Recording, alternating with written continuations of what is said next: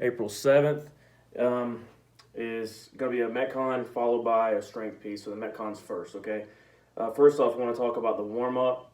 Push up to down dog for anybody not familiar with that. I think the rest of it is pretty straightforward, but push up to down dog, you're going to accomplish a push up, but use it as a warm-up.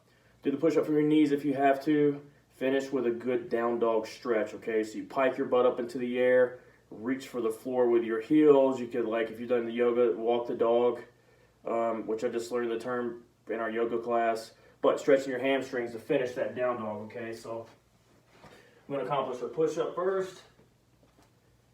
Head through the window, stretching my hams, each rep. For the Metcon, and you'll want to warm up a little bit more on the snatch if you do have a barbell snatch.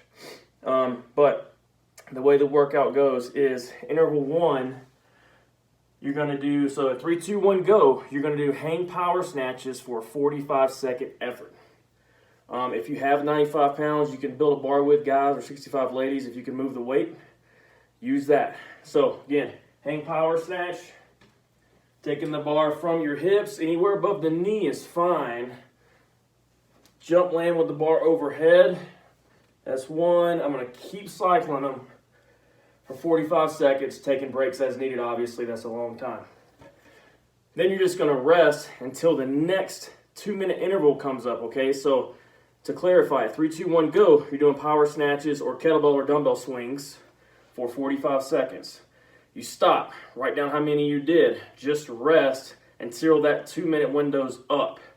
The next 2-minute interval starts, and now you're doing jump rope. You're doing double unders, single unders, or jumping jacks for 45 seconds. Again, that's in the first 45 seconds of a 2-minute window.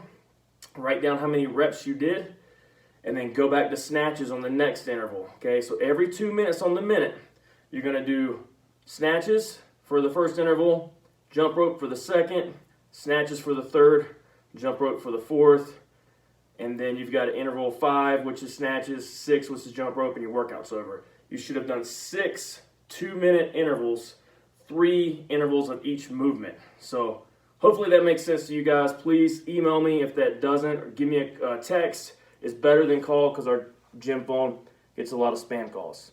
719-400-8793, and if you email me, I'll get back pretty quick too.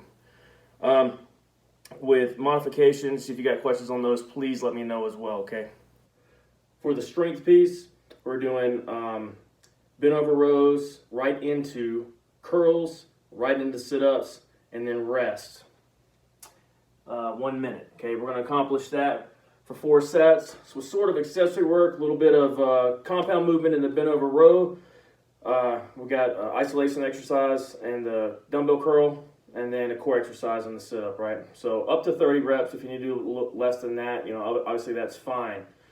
On the bent over row, if you have a barbell, load that up to the weight you want to work at for a good set of 10 reps, okay? Or 15 reps. But if you want to add some weight to a barbell and get it down to 10 reps, that's good hard work too. So remember, on the bent over row, I always like to stand up tall first just to set my back and shoulder blades back. Have that neutral spine in the lumbar, the low back. From there, shoot your butt back, a little bit of knee bend, a lot of hip bend. Bars in front of your knees and in front of your kneecaps, just below them. Pull the bar to belly button or slightly above. I'm leading with my elbows more. This is good to go. What I don't like to see on the bent over row is more of a curling motion, or you're not leading with the elbows. You're doing the rep kind of like so, okay? So my forearm's staying straight down, up and down when I finish the rep here, and it's leaning forward when I finish it here. Same goes for a dumbbell. If you're doing the bent over rows, single arm or 2 arm if you have 2 of the same weight.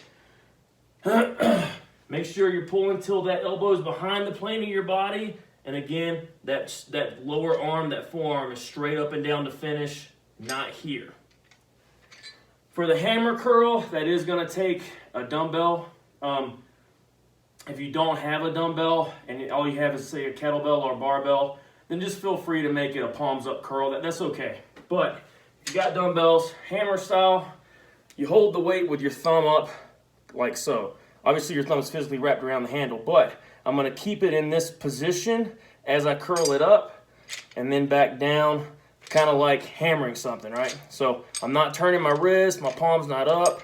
I'm going hammer curl style, up and down, not swinging my shoulder, keeping my elbow nice and still during the repetition. And for the ab mat sit-up, as a reminder, guys, I've talked about it before, but if you don't have an ab mat, use a small pillow for your lower back. It typically feels a lot better than just doing a sit-up on the flat ground. So have fun with it, and good luck this week, guys.